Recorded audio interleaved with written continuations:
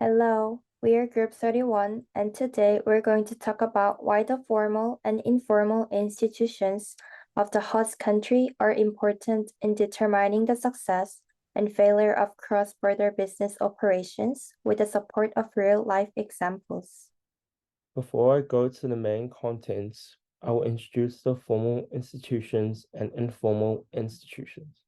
Formal institutions are methodical systems with written regulations and obvious norms that affects the dynamics of members in society. Formal institutions can be classified into three sections, which are educational system, financial system, and political system. In our essay, we will mainly focus on the political system. Formal institutions systematically facilitate or hinder diverse entrepreneurial efforts, permitting or keeping back opportunities for the benefit to be achieved through specific channels. Constitutions, contracts, and governments could be examples of formal institutions. On the other hand, informal institutions are durable systems of shared beliefs and collective perceptions. Although it is not formally written into documented regulations and standards, it indicates a socially generated reality affecting the unity and collaboration of individuals within a society. Informal institutions are not defined by written laws or policies, however, they are agreed upon through implicit social norms.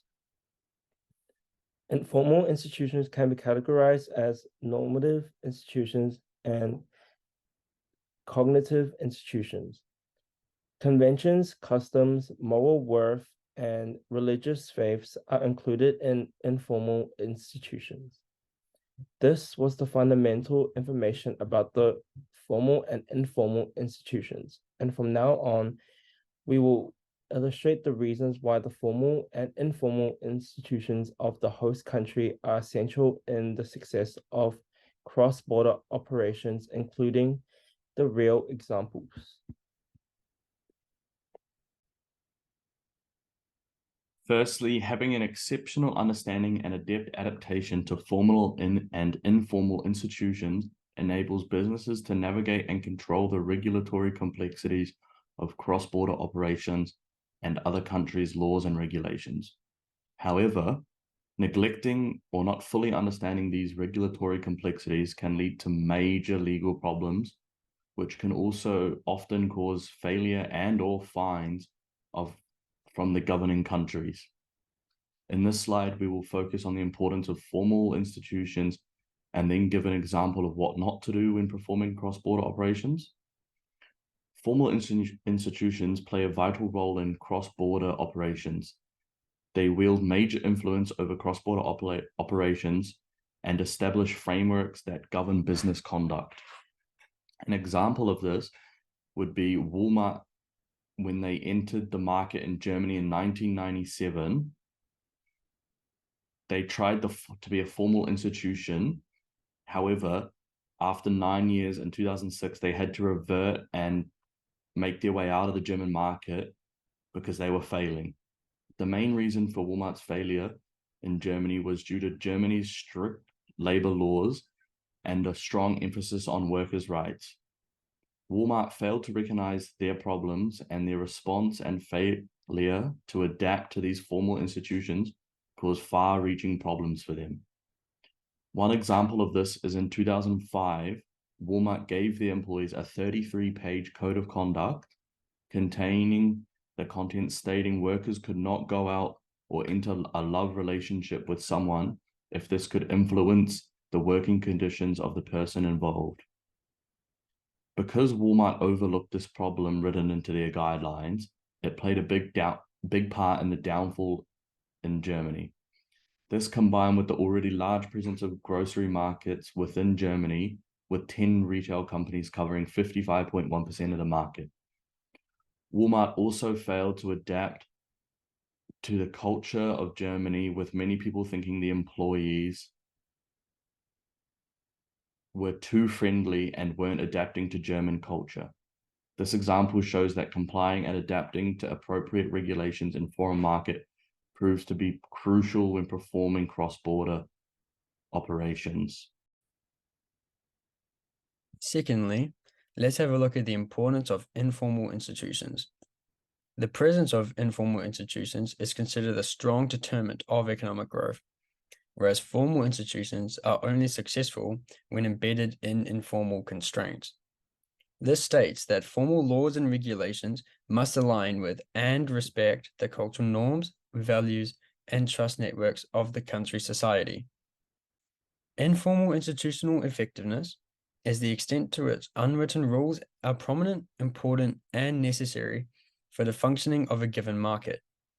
Every market around the world typically has informal institutions that are general expectations of people's behavior, which is more meaningful and effective in different markets. It is also incredibly stressed that it is vital for successful cross-border business. Multinational corporations must adapt to the host market's practices and local needs. The greater level of transformation, the more likely the multinational corporations will be successful. McDonald's and Domino's Pizza succeeded on international business, accepting the difference of social norms and cultural preferences. McDonald's adapts their menu for many different global markets, such as the chicken macarabia in the Middle East and the mixed spaghetti in the Philippines. Domino's also changed their pizza toppings to other markets, such as more seafood option pizzas in Asia and curry-flavored pizza in India. For such reasons as we mentioned above, strategizing based on social norms or cultures is also fundamental for multinational corporations to enter the global market. If we state the importance of each formal and informal institutions in previous slides, this slide will illustrate the importance of coexistence between formal and informal institutions. Both formal and informal institutions are fundamental during the cross-border operations because the role of formal and informal institutions can be determined from the coexistence between formal and informal elements. Considering the validity of formal institutions and the relevant impact of informal institutions, the aims that are satisfied by formal institutions and the relevant impact of informal institutions, and consequently the procedures and outcomes associated with each other. The example of Google and the EU can support the importance of interaction between formal and informal institutions. In 2023, Google had a discussion with EU regulators regarding the significant AI regulations. Not only Google, but also other corporations participate on this discussion to make the safe and responsible development of AI. Among various social drawbacks of AI, the EU mainly focused on the infringement of copyright. The EU policymakers argue that generative AI models have decreased the obstacle to producing immense amounts of work based on materials that violate copyright and potentially threaten artists and other professional creators who rely on royalties for their income. To handle the problem, the EU representatives endorsed legislation introducing provisions of training AI not to invade the copyrights of humans. Google also determined to construct AI safely and responsibly. This case is an example of positive interaction between formal and informal institutions. Especially the EU can be distinguished from regulatory institutions because they approve the legislation. Google can be distinguished from normative institutions proposing solutions to follow the social norms. The example shows the importance of coexistence between formal and informal institutions. In conclusion, even if the roles of formal and informal institutions are different, both are crucial for determining the success and the following of an formal cross-border business operations.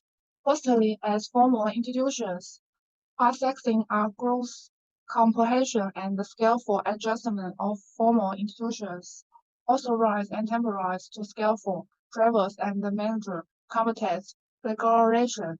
Wilmar's example shows how to formal institutions is significant in the international market. Secondly, as an aspect of informal institutions, informal institutions are essential during international business because the existence of informal institutions is regarded as an potential effect in inferring economic advancement. On the other hand, formal institutions achieve effectivity only when they integrate with informal researchers. McDonald's and Domino's are the successful assets that allow the cultural difference and suggest new marketing strategy for international markets. Lastly, it highlights the importance of the interaction between formal and informal institutions, since each roles of institutions can be decided by construction of the visibility of formal institutions and the effect of informal institutions. Based on formal institutions, both institutions must fulfilling each role for success.